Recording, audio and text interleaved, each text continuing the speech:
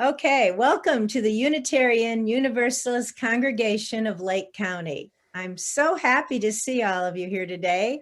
I'm Chris Cleveland and I'm your service leader, and Reverend David Crump has returned as our guest minister today. And thank you all for choosing to be with us this morning.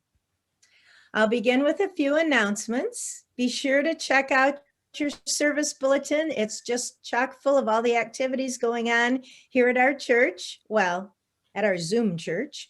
And Tai Chi is in person on Monday mornings, but other than that, everything's on Zoom.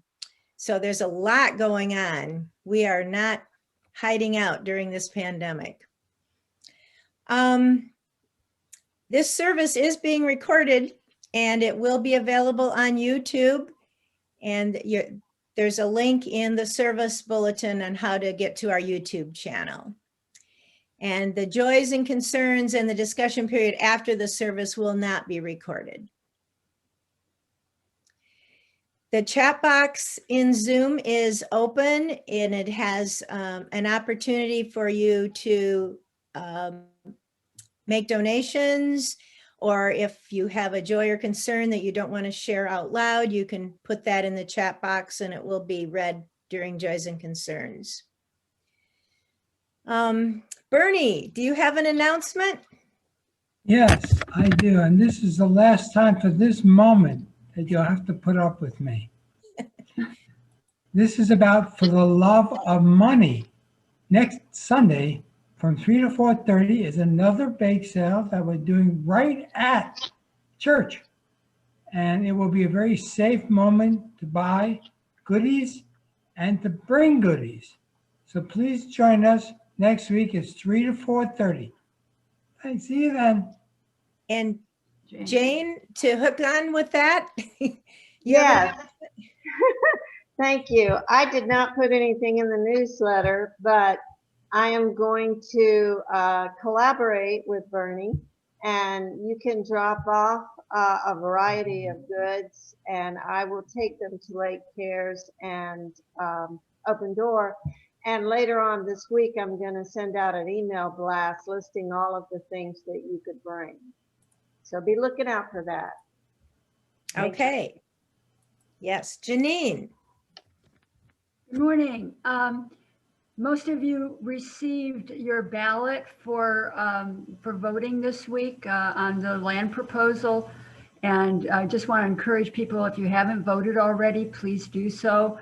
We need to have a quorum for this vote to count. So whether you're voting yes or no, please vote. And we were trying to keep the voting to voting that was actually on the ballot. But if you're having trouble downloading that ballot and reattaching it or cutting and paste it, we've decided that we can also accept an email, a reply on your ballot email, where you just write in that you are voting yes or no and type your name. So make sure that those go to the office at lakecountyuu.net. And that email is also the return email on the ballot. So thank you. Okay. Any other announcements this morning?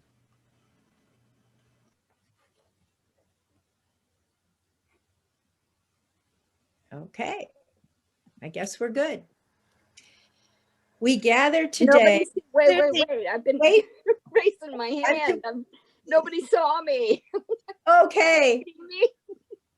I want to ask Janine real quick, and then I have an announcement. Janine, is there a way to confirm that you received our ballots? I don't know if that's necessary, but I feel like if it's hanging in the air somewhere, I just want to make sure. Yours is not hanging in the air. Yeah, okay. Yours is in. But if anybody, I can reply. Okay. When I get it off the church email, okay. I can reply. Received it if you'd like. Mm-hmm. Okay, and now I have a little announcement. Okay, Christy, thank you. look like I'm going to take off here with my fan. My announcement is I'm representing RAP, and most of you know that is the committee that puts this whole service together. And again, I want to announce, well, thank you all so much, but announce that we're getting better, we're getting good. I go back to YouTube and from the beginning, and our services are awesome, but we would like to see more faces in the service. And I know I made an announcement before that we would love to see some of you come in and maybe light the chalice. That's all. And that, I think it would enrich our services to see more of our wonderful faces, other than on the gallery view. And please contact us or write in, and please think about it. I know at the church we had chalice lighters. This is easier. Thank you all. Please think about it and contact us. Thank you, Christy. Igor. Well, thank you for recognizing me. Yeah, I just want to reiterate what I put into the chat. Anybody who gets their electricity from SECO, please contact me for some important news. Contact me at once. Thank you.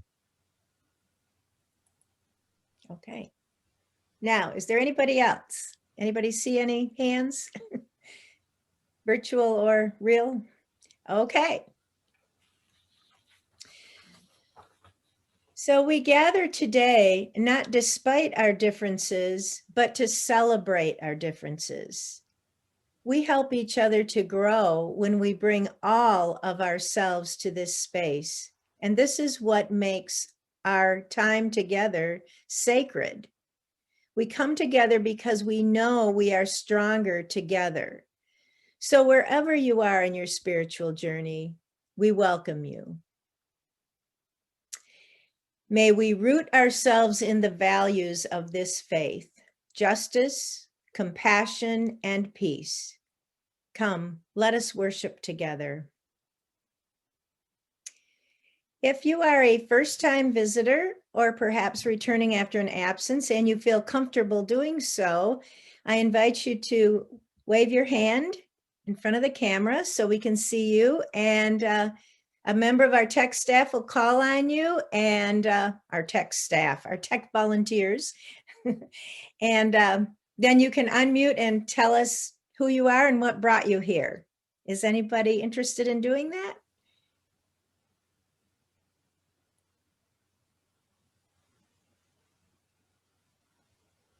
Okay. Nobody? Well, welcome everybody. And again, we have, if you're interested in receiving the newsletter or weekly bulletin, the monthly newsletter or weekly bulletin, there's a place you can go into the chat and leave your email, or there's directions in the chat on how to receive those things. I am especially pleased this morning to welcome one of our favorite and frequent guest ministers, Reverend David Crump, who is the son of missionaries, and he grew up in Brazil with a real multicultural perspective. These days, he works to improve the lives of immigrants and migrant workers and marginalized people. And David's message today is, where will we go from here? Where do we go from here? We warmly welcome you, David. Thank you.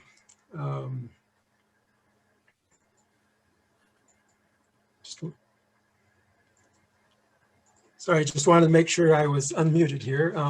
Thank you for the welcome, and yeah, it's always a pleasure to be here for me too. So it's great to be with my UCC, my CLC family again.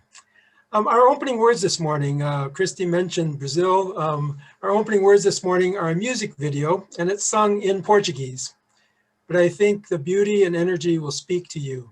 It's sung by a vocal group who unite Brazilian music, dance, and corporal percussion. And the translated lyrics go something like this.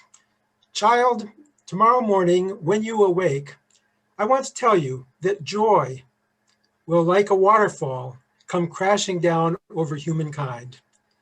You may be afraid, you may want to escape it, you may want to hide, but pay attention. There's no way out.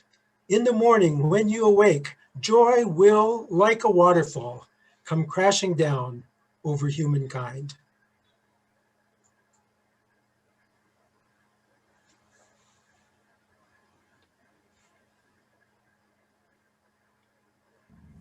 Menina, amanhã de manhã, quando a gente acordar, quero te dizer que a felicidade vai desabar sobre os homens, vai desabar sobre os homens, vai desabar sobre os homens.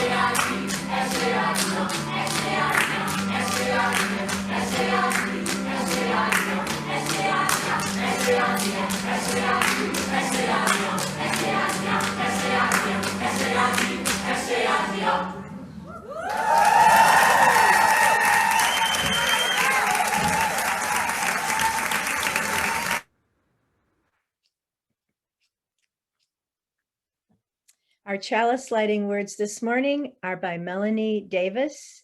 If ever there was a time for a candle in the darkness, this would be it. Using this spark of hope, kindle the flame of love, ignite the light of peace, and feed the flame of justice.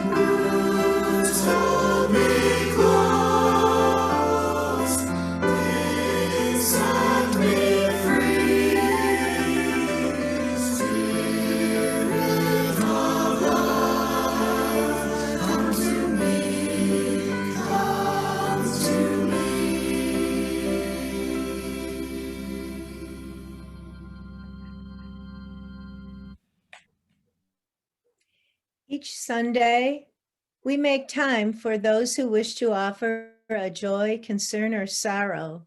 This portion of our service is not recorded. Keeping in mind these concerns, we will now take a moment for reflection while enjoying Pete Condi's peaceful flute music. Please get comfortable, take a deep breath, and spend this time in whatever way helps you to best calm your mind.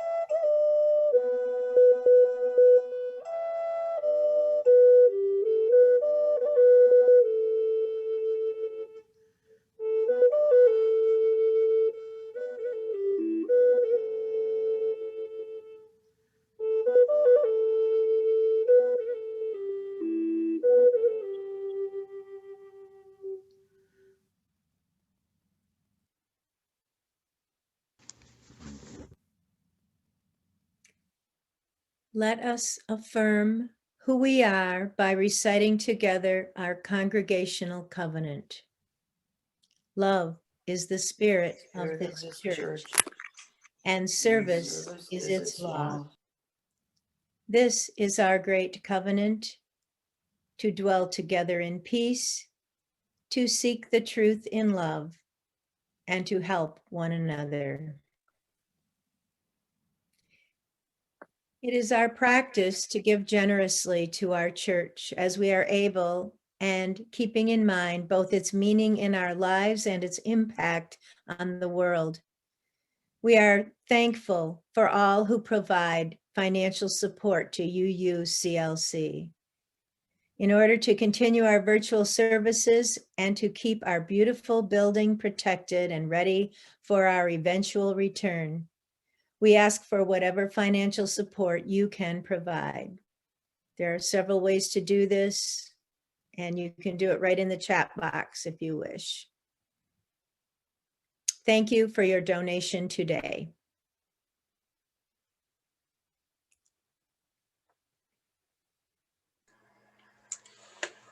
We'd like to invite you to join us in this responsive reading now.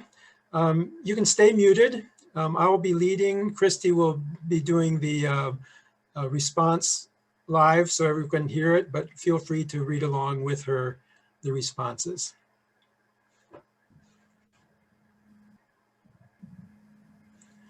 We have lived our lives by the assumption that what was good for us would be good for the world.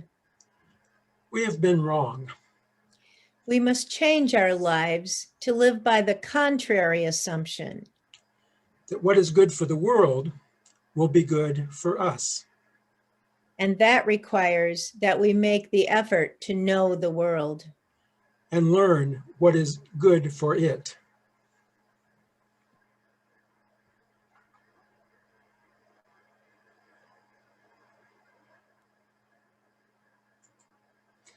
Again, I'm thankful to be here once again with you and to be able to share in this service this morning. Our message this morning is titled, Where Do We Go From Here? The famous Cuban troubadour and a favorite of mine, Pablo Milanés, wrote a song that he released on December 31st to say goodbye to the year 2020. He describes it as a missile to the future of humanity. Translated, its lyrics go like this: like birds quiet in the air, like fish drowning in the sea, like a leap into emptiness from the pinnacle of a high cliff, so are we on the verge of the end. I don't know if it's the forgiveness of sins that has failed, or if the pardon of debts gathered from an eternity has failed. Or is it the paradise promised to all humankind of a planet of equals, of wealth and of peace that has failed? All I know is that we weep in fear without a future, waiting for the miracle of that will one day arrive, a miracle that comes saturated with doubts, with the leftovers remaining to save humankind. Alleluia, alleluia. And so I ask myself, will the sins return? Will the debts be healed? Will we have a paradise of equality and peace? I don't have the answer. Do you? Never. Alleluia, alleluia. So here we are, a little over a month into the new year. Despite the macabre celebrations of saying goodbye to 2020, we're still not really out of the woods yet, right? In fact, despite the arrival of the vaccines, we're told that the worst may yet be ahead of us. By mid-March of last year, we were beginning to realize the potential immensity of the dark cloud on the horizon, and very soon the storm of the invisible but deadly threat was upon us. Everything began to change. What we do and don't do, how we relate to each other, how we work, how we live. Mask wearing became a thing. Zoom meetings, we learned about them and over time got good at them. The word unprecedented came into vogue. We learned that coronavirus is a multiform known entity. It just turns out that this version, version 19, is particularly contagious and deadly. We mostly stayed at home and our cars stayed in the garage. Gas costs went down while food and maybe some other household costs went up. Protecting ourselves and protecting our families, our neighbors, and our communities gained high-level critical importance, perhaps beyond anything most of us had ever lived before. In our household, it was agreed that I would be the grocery shopper. Each time I headed out to Publix, I would somewhat jokingly comment to Isaura that I felt like we were back in prehistoric times of the hunt. Getting food meant venturing into a dangerous world, my face shield in place, the weapon of 80% alcohol gel in hand, hoping that I would return carrying sustenance for our survival without having faced any major battle confrontations or injuries. Gratefully, to date, we and those closest to us have survived, but the news would remind us daily, not only in March and April, but through the summer and then the fall and into winter, how many, donning their battle gear or not, wittingly or unwittingly, encountered the deadly enemy. Many live to tell of the horrors, but over 450,000, too many to date, were not so fortunate. And those numbers refer only to the United States. Globally, over 100 million have contracted the virus and 2.3 million have died. And even now in the quote unquote new year, with the vaccines, the death toll continues to rise. Our battle gear continues to be essential, and we must not forget to give a shout out of gratitude over and over again for the untiring courage and commitment of all the essential workers. When this began, we first thought that perhaps it would be quick passing. Flus, we are told, don't necessarily survive well in warm weather. So this too is likely to wane as we get into the summer months. But as we witnessed horrifying increases in cases and deaths last July and August, it began to dawn that this was not just another flu bug. At this point, two separate narratives began gaining status in the discourse nationally here in the US as well as internationally. One narrative focused on the importance of the economy and the need to bolster it so that we could get back to the normal state of things. According to this narrative, what we had, the economy, was good and moving in the right direction. So we needed to get back there.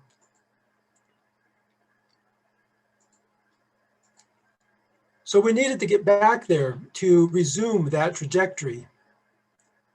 The other narrative focused on the importance of people, prioritizing the need to ensure that all people, regardless of race, immigrant status, class, or where they were in the world, have their basic needs for food, health, medical care, and housing met.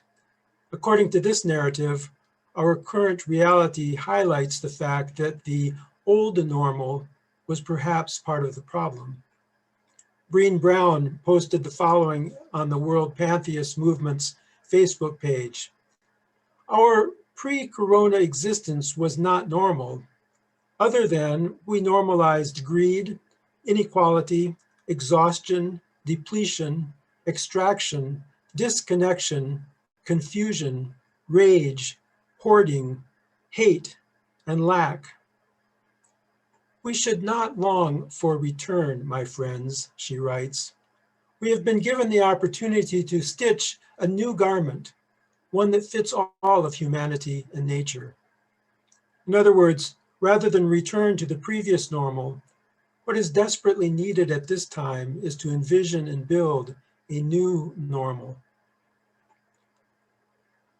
In late December, reflecting on the last year, a story came to me by email that caught my attention. In the autumn of 1940, the Nazis captured and deported the existentialist philosopher and playwright Jean-Paul Sartre to a labor camp in Germany.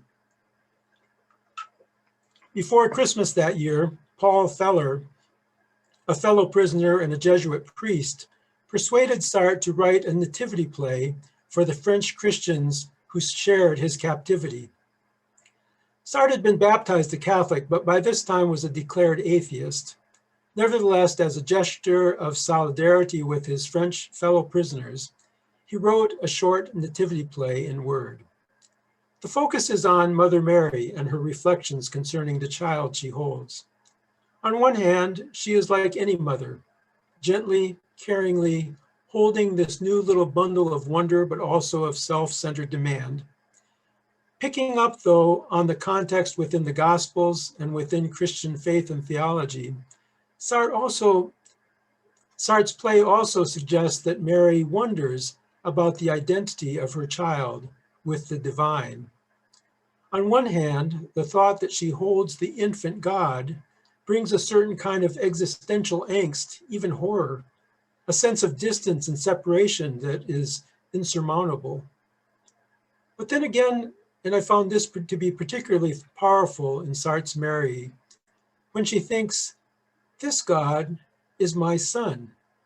This divine flesh is my flesh. It is made of me. It has my eyes, and this shape of his mouth is the shape of mine. It looks like God. It looks like me. It's God, and it looks like me. No other woman has been lucky enough to have her God for herself. A little God that you can hold in your arms and cover with kisses, a warm God that smiles and breathes, a God that can be touched and that lives. In Sartre's telling of the story, he used the voice of a painter. He says that if he were painting a picture, it is at this moment of Mary's reflection on my son, my flesh, it is God, and it looks like me. It is at this moment that he would try to represent the expression of tender audacity and shyness with which Mary reaches out to touch the sweet skin of this child God, whose warm weight is on her knees and who smiles at her. But that is not the end of Sartre's nativity play. He concludes with perhaps an autobiographical reflection about Joseph. But what about Joseph, he asks. Joseph I would not paint. I would show only a shadow in the background and two bright eyes. I don't know what to say about Joseph, and Joseph doesn't know what to say about himself. He loves and is happy to love, but he also feels a little in exile. I believe he suffers without admitting it. He suffers because he sees how much the woman he loves looks like God, how close she is to God. But in fact, God has exploded like a bomb in the intimacy of this family. Joseph and Mary are separated forever by this bright fire. And Joseph's whole life, I imagine, says Sartre, will be one of learning to accept.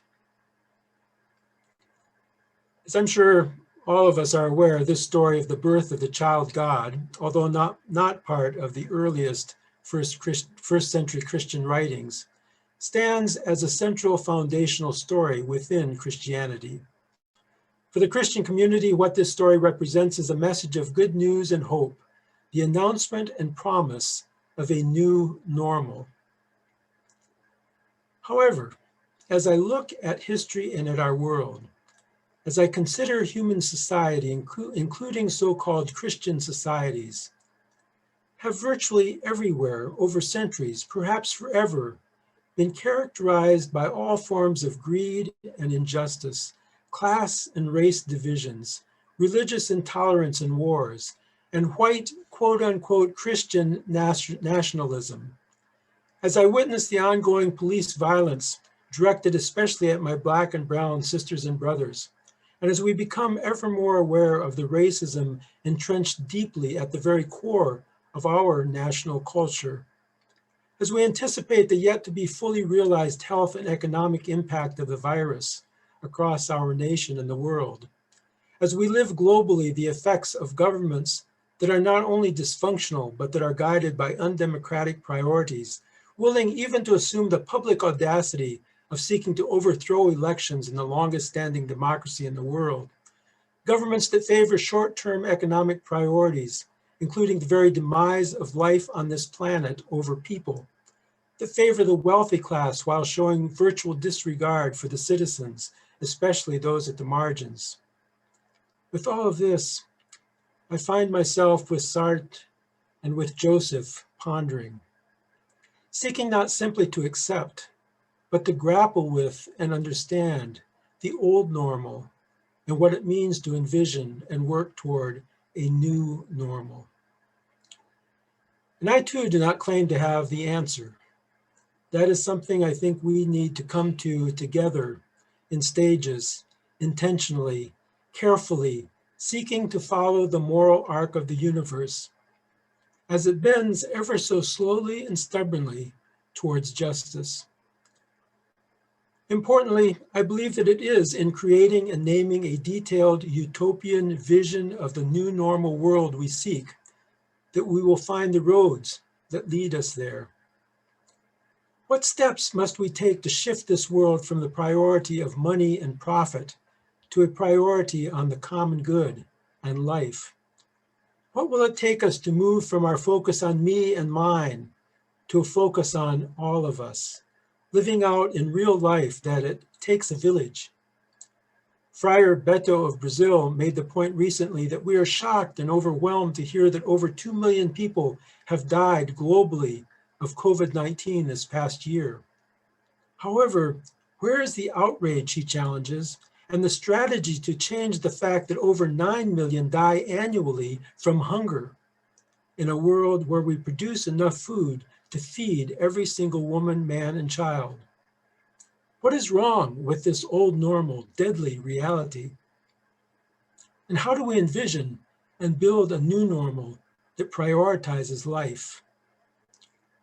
How do we transform the deep culture of racism that shapes our nation and really shapes so many places in our world? As most of us here, myself included, white allies, does fighting for this change have the same level of life and death angst and priority for us? that it does for our Black and brown neighbors? I want to recognize that our anti-racism study group and the work of our own social justice committee to organize presentations and to lead in the community-wide courageous conversations here in Lake County. These are really important and valuable steps to work towards change locally. And we never know what the ripple effect might be from what we do here. In our state and in our nation, what steps must we engage to get beyond our divisions? Where does the discontent come from that enables us to be drawn into the anger and blame game and into the cults of absurd falsehoods and conspiracy theories? I believe it is deeper than our party politics. Somewhere, somehow, it seems our notion, our ability to live in community has been damaged. A little over a year ago, I had the opportunity to visit the country of Venezuela as part of an international delegation. It is a country in deep distress politically and economically because of the criminal embargo imposed by the United States. But this is what I observed: a population that was informed, defiant, and determined, building a Bolivarian socialist economic path that would ensure the safety and well-being of every citizen. And the second thing I observed was a people deeply engaged in grassroots democratic processes, whether in the courtyard of the capital in Caracas or under an open arbor in one of the large farming communes deep in the country. What I witnessed was groups of citizens gathered to wrestle with the concerns and issues they were facing and participating in processes that would inform and influence the directions the nation would take. To bring it a little closer to home, and hopefully a note about building the new normal here as well. There was a report last week on NPR saying that across our own nation, there are signs of a shift. People moving away from a culture of rugged individualism as we continue to live in this pandemic are coming to the renewed realization of the need we have for each other, that more can be achieved if we work together, if we are for and with each other, rather than going it alone. As part of our discussion after the service this morning, it would be great if we could share some thoughts here within our group about what the new normal world looks like for us. Maybe thoughts about what steps we can or are taking to get us there. To paraphrase the words of the writer Adrienne Brown, what are we doing or what must we do to practice the world we wish to see? I close this morning with the words of the National Youth Poet Laureate, Amanda Gorman, truly amazing young woman. The poem she read at the inauguration of President Biden and Vice President Harris a few weeks ago, her poem concluded with these words: "The dawn blooms as we free it, for there is always light if we are only brave enough to see it, if only we are brave enough to be it."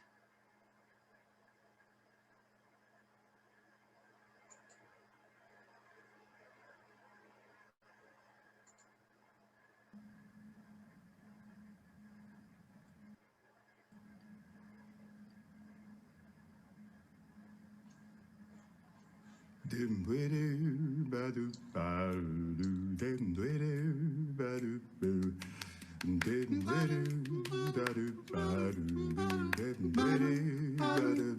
are building a new way. We are building a new way. We are building a new way, feeling stronger every day. We are building a new way. We are working to be free. We are working to be free.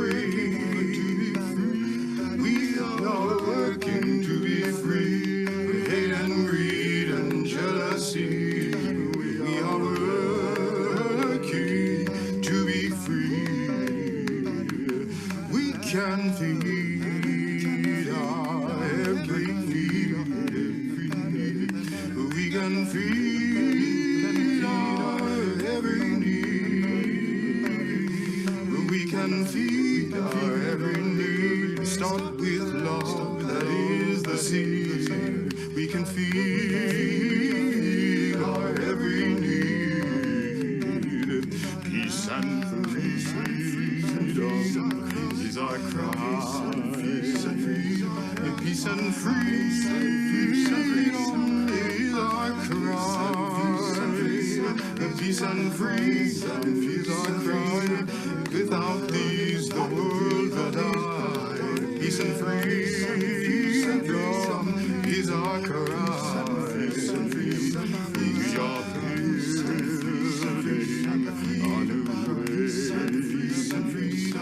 We are building on a way. We are building on a way. We are building on a way. Feeling stronger every day. We are building on a way. We are building on a way. Feeling stronger every day. We are building on a way.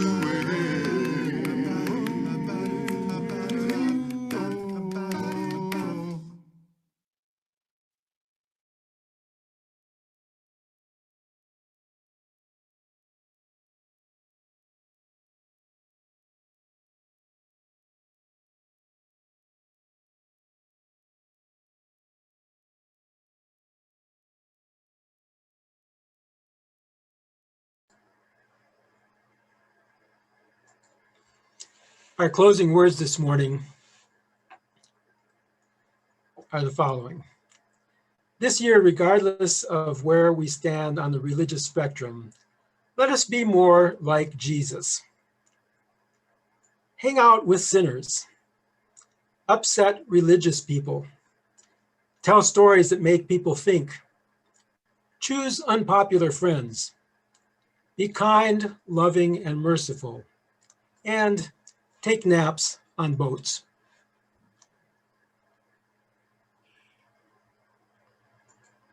We extinguish this chalice flame, daring to carry forth the vision of this free faith, that freedom, reason, and justice will one day prevail in this nation and across the earth. Let us close this service as we weave together a fabric of unity and love. You are invited to go into gallery view and hold hands virtually with the people next to you. And let's sing Weave. Weave us together in unity and love.